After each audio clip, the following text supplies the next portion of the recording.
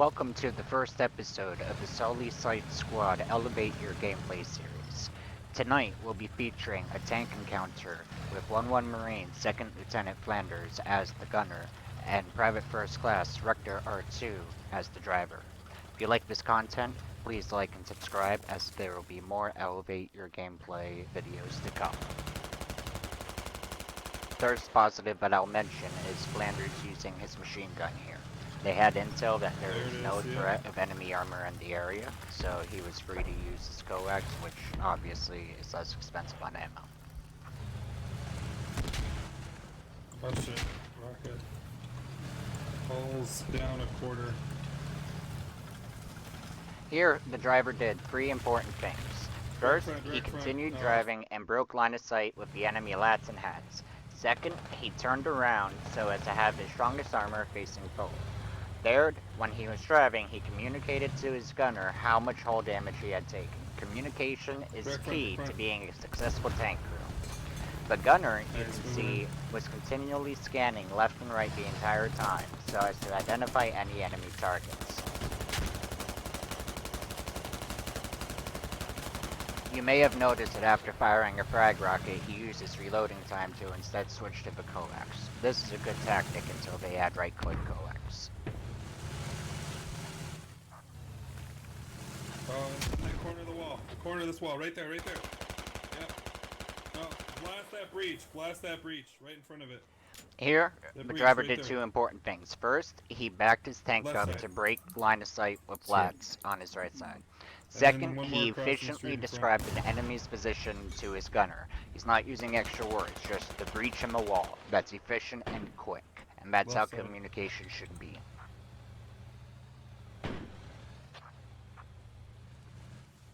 Left side, right there. Nice.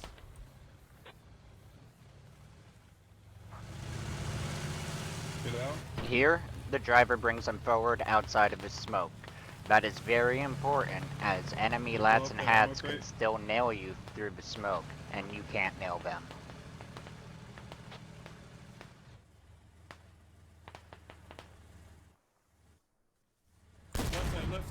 Left side.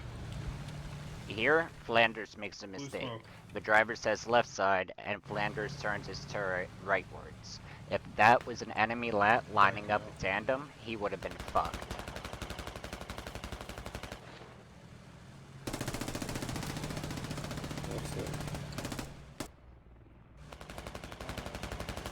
Left window. Trailer, left window. Stop.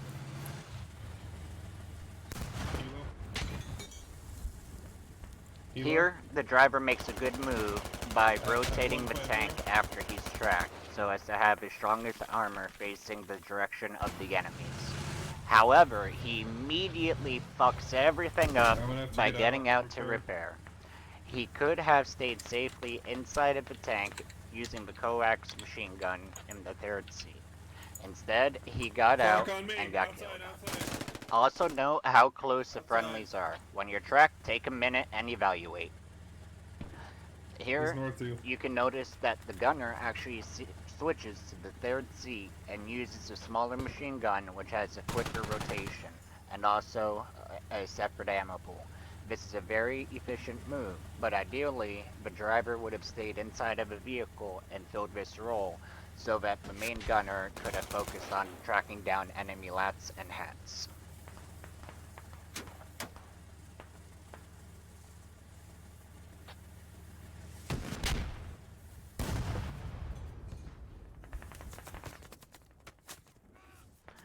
Now I'm going to go off and check out the rest of the battlefield to get a sense of what's going to come next.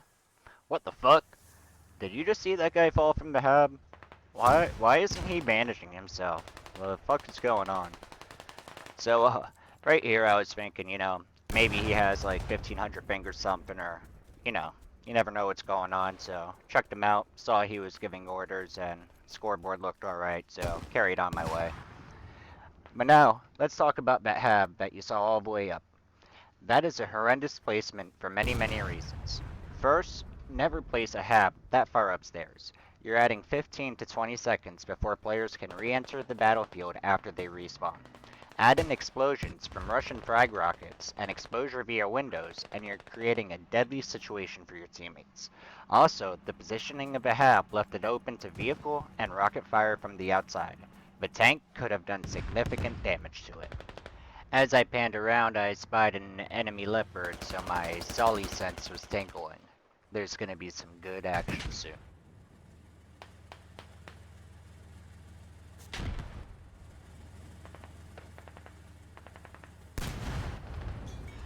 Checking up on our friends here on the tank, we can see that we're taking quite a bit of lap fire, but thankfully they're positioned with their strong armor facing forwards. The driver has redeemed himself for his earlier goof up.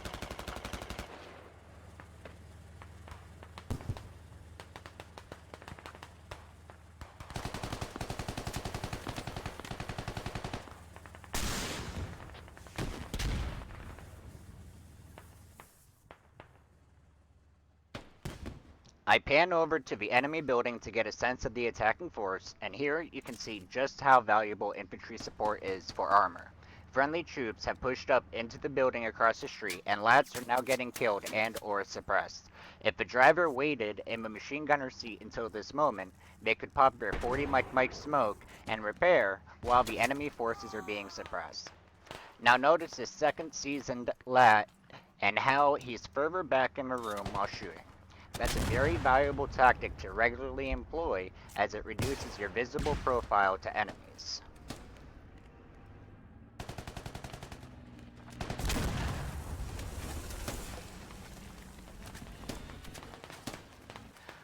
And let's just take a minute to appreciate the great names of these squad leaders, Dr. Seuss and Cutie.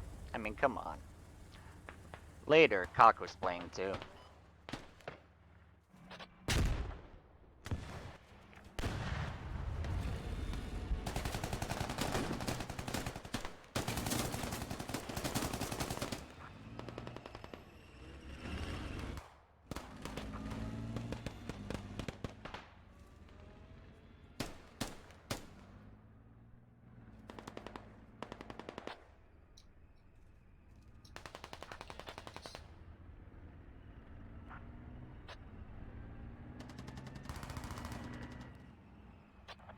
And now it's time for the big engagement.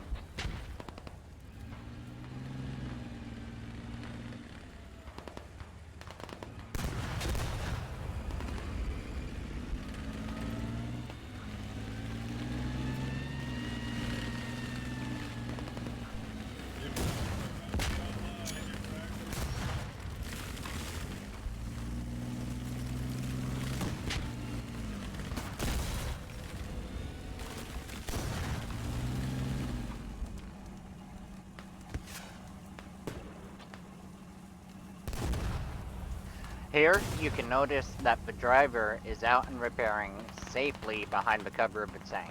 This is the smartest move for the driver at the moment, because if the tank dies, he might as well too. Thank you guys for watching, and make sure to like and subscribe for more content. We will have more Elevate Your Gameplay reviews coming soon. That was fucking intense. You fucking killed him, bro. Did I? No, Rocket did. Rocket finished him off. Oh my gosh. Shut up, Somalia. Yo, What? you I want love me you. to? You want me to upload that to YouTube for you? Yeah. Good. Was it dope? Oh yeah, that was a sexy clip. Yo, you look so fucking small compared to the leopard. You're like half the size. Oh, dude. It's kind of funny. It's like you're a baby tank. I'm gonna pick you up. Baby tank.